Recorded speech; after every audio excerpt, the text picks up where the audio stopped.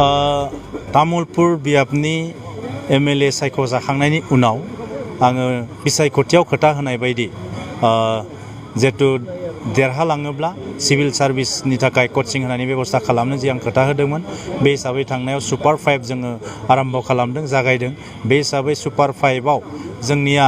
super 5 होनदोंब्लाबो 7 जन offline आरो online जों 7 जन फरायसाखौ फोरोंदों बेनिनो थांनाय एग्जामाव 7 फरायसाया प्रिलिमिनारि पास खालामनो हादों आरो बिथांमोना मेन एग्जामनि थाखाय नाजागासिनो दङ एबार जोङो सुपार 10 बेवहाय लन्च खालामदों दा बेवहाय 162निख्रुइबो बांसिन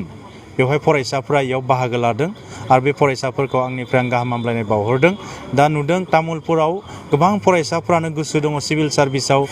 जइन जानो थाखाय नाथाय बिथांमोना माखासे खाबु मोनैनि थाखाय दिनै कचिं लानो हायाखै दा बेनिखायनो तामुलपुराव बेबायदि मोनसे थासारि सोरजिनो थाखाय जों सिभिल सार्भिसनि आं कचिं होनायनि थाखाय बेबस्था खालामदों दा बेखायनो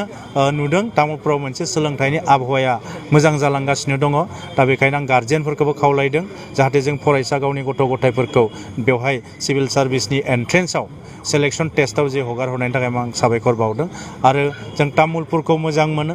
तामुलपुरखौ लाना जों गौरब खालामो गावखौनो दा बेखायनो तामुलपुरखौ बयनिख्रुइ साबसिन तामुलपुर खालामनो थाखाय जों नाजागासिनो दङ दा बेनि थाखायनो दिनै बेयो जोंनि मोनसे आगान आरो बेनि थाखाय आं बयखौबो साबायखर बावदों आरो आंखौ थुलुंगा होनायनि थाखाय जोंनि बिटिआरनि गाहाय मावफुं सोद्रोमा प्रमद बर' सार बिथांनिसिम बेबायदि खामानिखौ मावनो थुलुंगा होनो थाखाय आं रोजा रोजा साबायखर बावदों गोजोन्थों जिद'निफ्राय जोङो 10 फरायसाफोरखौ सायख'गोन आरो बिसोरखौ जों रेसिडेन्सियेल गुवाहाटीयाव कचिं होनायनि थाखाय बेबस्था खालामगोन बेवहाय गासैबो सुबिदा थागोन हस्टेल थागोन जानाय थानाय गासैबो थागोन स्टाडि मेटेरियेल्सखौबो गासैबो मोनजोबगोन दा बेखिनि सुबिदाखौ होनाय जागोन दिनै एन्ट्रेन्सआ जाथोंसै एन्ट्रेन्सनि उनाव माखासे बाथ्राफोरखौ साननाय जागोन